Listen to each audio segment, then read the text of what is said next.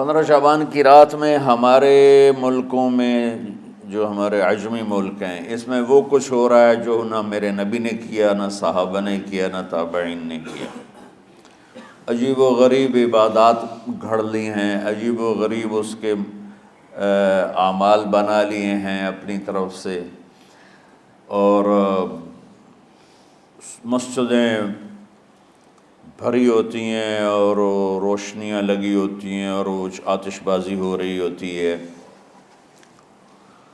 میرے نبی نے اس رات کی فضیلت بتائی، عمل کوئی نہیں بتایا۔ جیسے یہاں کوئی صلاۃ تسبیح کی جماعت کرا رہے ہوتے ہیں، کوئی اجتماعی تہجد پڑھ رہے ہوتے ہیں، کوئی دیگیں چڑھا رہے ہوتے ہیں، کوئی آتش بازی کر رہے ہوتے ہیں، تو وہ اس میں اتنا غلو ہو گیا ہے کہ یہ بھی ٹھیک نہیں۔ اور کچھ علماء نے اس کے رد میں اس کا اتنا انکار کیا ہے کہ اس رات کی کوئی فضیلت ہے ہی نہیں، یہ بھی ٹھیک نہیں۔ اس بیچ کا راستہ، اس رات کی فضیلت میں جتنی احادیث ہیں وہ ضعیف ہیں، لیکن اتنی کثرت سے ہیں کہ ان سب کا مل کر جمع ہو کر کم از کم وہ حسن لغیر ہی تک تو پہنچ جاتی ہیں۔ اور ابن عثیمین رحمۃ اللہ علیہ نے بھی یہ لکھا ہے کہ زیادہ سے زیادہ ان احادیث کے مجموعے سے، چونکہ اگرچہ ضعیف ہیں لیکن کافی زیادہ ہیں، تو وہ حسن لغیر ہی تک پہنچ جاتی ہیں۔ تو حسن لغیر ہی سے کوئی عمل ثابت نہیں ہوتا، عمل ثابت ہوتا ہے صحیح حدیث کے سے۔ ایک احادیث کی کثرت سے روایات، اور ایک امت کا عمل، کہ امت کا بہت بڑا طبقہ صدیوں سے اس رات کا اہتمام کر رہا ہے، لیکن کچھ عرصہ پہلے تک اہتمام تھا دن میں روزہ رکھنا، رات کو کوئی نوافل پڑھ لینا، کوئی دو چار زیادہ پڑھ لینا، لیکن اب یہ ڈھول تماشے جو اب شروع ہوا ہے اس کا تو کوئی وجود ہی کوئی نہیں ہے۔ تو اس رات کو اللہ تعالیٰ نے مبارک بنایا، اور حدیث پاک میں آتا ہے کہ اللہ تعالیٰ اس رات میں ساری دنیا کے لوگوں کی بخشش فرماتا ہے سوائے 5 آدمیوں کے، 5 کے سوا سب اہل ایمان کی بخشش ہو جاتی۔ مشرک، المشرک، پہلا مشرک، دوسرا مشاحن، مشاحن کیسے کہتے ہیں؟ دل میں بغض رکھنے والا، کینہ رکھنے والا۔ تیسرا مسبل ازارہ، اپنے پاجامے شلوار چادر کو ٹخنوں سے نیچے تک لے جانے والا، لیکن ایک شرط کے ساتھ کہ وہ تکبر کی وجہ سے ہو، سستی کی وجہ سے ہے، غفلت کی وجہ سے ہے۔ چونکہ جب آپ نے ایک مرتبہ اس کے بارے میں بات کی تو حضرت ابوبکر صدیق نے کہا یا رسول اللہ، میری چادر، عرب چادر باندھتے تھے جیسے ہمارے پنجاب کا لباس چادر تھا، اب وہ کم ہو گئے، ہماری تو بزرگ عورتیں بھی اور مرد بھی سب چادر باندھتے تھے، شلوار کا تو کسی کو پتہ ہی نہیں ہوتا تھا ہمارے بچپن میں۔ یہ تو پھر آہستہ آہستہ جب تعلیم آئی تو شلوار دیہاتوں میں بھی اور شہروں میں عام ہو گئی۔ تو اگر وہ اس لیے لٹکا رہا ہے کہ طبیعت میں تکبر ہے، پھر اس وعید کا وہ حقدار ہے۔ اگر ویسے اس کی نیچے جا رہی ہے تو میرا مالک ایسا، وہ تو ہے ہی رحیم و کریم، ہے ہی رحیم و کریم، ہے ہی رحیم و کریم،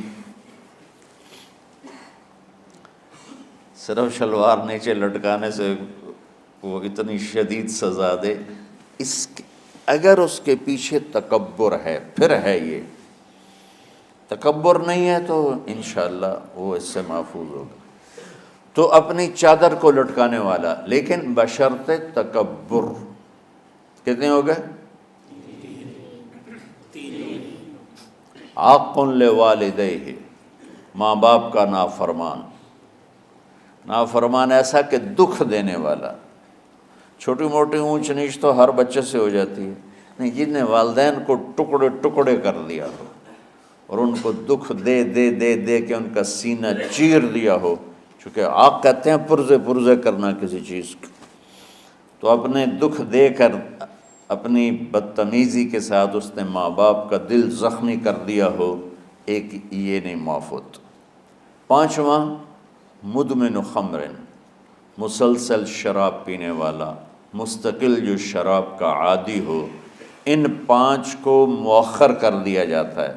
معافی نہیں ہونے کا مطلب یہ نہیں کہ اللہ تعالیٰ کبھی معاف نہیں کرے گا. معافی نہ ہونے کا مطلب یہ ہے کہ یہ پانچ ایسے گناہ ہیں کہ اس کی وجہ سے بخشش رک جاتی ہے. اگر وہ شرک سے نکل آئے، وہ کینہ سے نکل آئے، وہ تکبر سے نکل آئے، وہ والدین کی نافرمانی سے نکل آئے، شراب چھوڑ دے، تو ان کی بھی بخشش ہو جاتی. جب کوئی توبہ کرے گا فوراً بخشش ہو جائے گی. نہ 15 شعبان کی ضرورت ہے، نہ لیلۃ القدر کی ضرورت ہے، نہ بیت اللہ جانے کے ساتھ توبہ کی شرط ہے.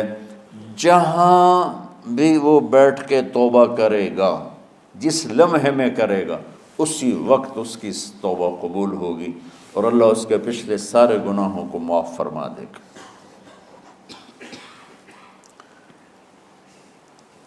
دن کا روزہ، رات کا قیام، زیادہ سے زیادہ قیام سے مراد نوافل ہیں، کوئی گھر میں پڑھ لے، کوئی مسجد میں پڑھ لے. نوافل، نفلی عبادات گھر میں ہی افضل ہوتی ہیں. میرے نبی سنتیں ہمیشہ گھر سے پڑھ کے آتے تھے. تہجد اپنے گھر میں پڑھتے تھے، مسجد میں نہیں پڑھتے تھے. سوائے اعتکاف کے آپ اپنے نوافل سنتیں سب گھر میں پڑھتے تھے اور مسجد میں صرف فرض آ کے ادا فرماتے تھے. اور اس کے بعد بیٹھنا ہوتا تھا تو بیٹھ جاتے تھے، اٹھنا ہوتا تھا تو اٹھ جاتے تھے. تو اعتدال اللہ کو ہر چیز میں پسند ہے. دنیا جو مختصر ہے اس میں کیسے پسند نہیں ہوگا؟ آخرت جیسے معاملے میں بھی اللہ ہم سے کہہ رہا ہے اعتدال، امتن وسطا. ایسے عیسائیوں کی طرح ترک دنیا بھی نہ کرو، یہودیوں کی طرح دنیا کے پیچھے نہ پڑ جاؤ، رزق کے حلال بھی کماؤ، اپنے بچوں کو بھی دیکھو، اپنے فرائض کو بھی دیکھو جو دنیاوی ہیں، اور اللہ سے بھی اپنا معاملہ ٹھیک کرو اور درست کرو. بعد کے زمانے میں صحابہ کے بعد سے ہی ایک انتہا پسندی امت میں آئی. ساری ساری رات جاگنا. فلاں بزرگ تھے، وہ رسے سے اپنے بالوں کو باندھ لیتے تھے کہ نماز پڑھتے پڑھتے جب نیند آئے اور جھٹکا لگے تو رسے سے بندھے ہوئے بالوں سے اس جھٹکے سے تکلیف ہو اور ان کی آنکھ کھل جائے اور پھر نفلوں میں شروع ہو جائے. ایک فلاں بزرگ تھے، وہ اپنے آنکھوں میں نمک کا سرما لگاتے تھے تاکہ آنکھیں جل جائیں، اس میں وہ جلن پیدا ہو جائے اور نیند اڑ جائے. یہ ایسے واقعات بھرے پڑے ہیں. فلاں بزرگ تھے، انہوں نے 30 سال عشاء کے وضو سے فجر کی نماز ادا کی. یہ اپنی جگہ پہ بزرگی ہے، لیکن یہ بھائیو یہ دین ہم پیش نہیں کر سکتے. فلاں بزرگ تھے، وہ 30 سال سے ستو کھا رہے تھے کہ روٹی کھانے اور ستو کھانے میں 70 دفعہ سبحان اللہ کا فرق پڑ جاتا ہے. تو روٹی کھائیں تو 70 دفعہ سبحان اللہ کم کہہ سکتے ہیں، اور ستو کھائیں تو 70 دفعہ سبحان اللہ زیادہ کہہ سکتے ہیں.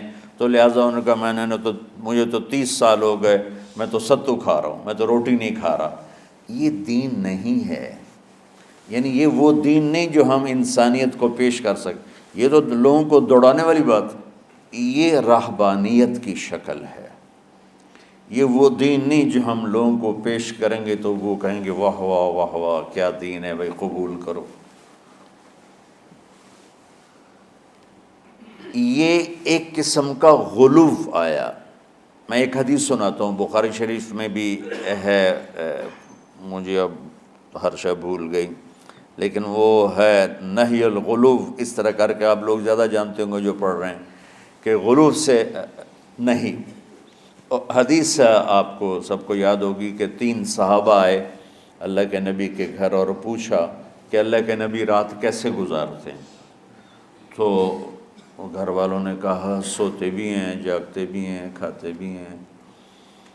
تو وہ تینوں آپس میں کہنے لگے وہ تو نبی ہیں، سوئیں بھی تو کوئی بات نہیں، اور شادی ہے کوئی بات نہیں، ہم تو نبی نہیں، ہمیں تو کچھ کرنا چاہیے۔ ایک نے کہا کہ میں ساری زندگی روزہ نہیں چھوڑوں گا، ایک نے کہا کہ میں ساری زندگی سوؤں گا نہیں، ایک نے کہا میں ساری زندگی شادی نہیں کروں گا۔ تو دیکھنے میں تو واہ واہ کیا بڑی بزرگی ہے بھائی، بڑے بزرگ ہیں۔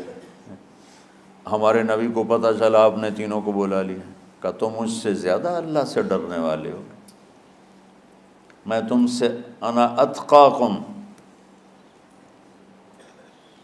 یا اخشاکم، الفاظ آپ لوگ کو زیادہ یاد ہوں گے لیکن مفہوم میں صحیح پیش کر رہا ہوں۔ آپ نے کہا میں تم سے زیادہ اللہ کو جانتا ہوں، تم سے زیادہ اللہ سے ڈرتا ہوں، میں سوتا بھی ہوں، میں کھاتا بھی ہوں، میں روزے بھی رکھتا ہوں، میں چھوڑ بھی دیتا ہوں، میری بیویاں بھی ہیں، میں اپنی بیویوں کے پاس بھی جاتا ہوں۔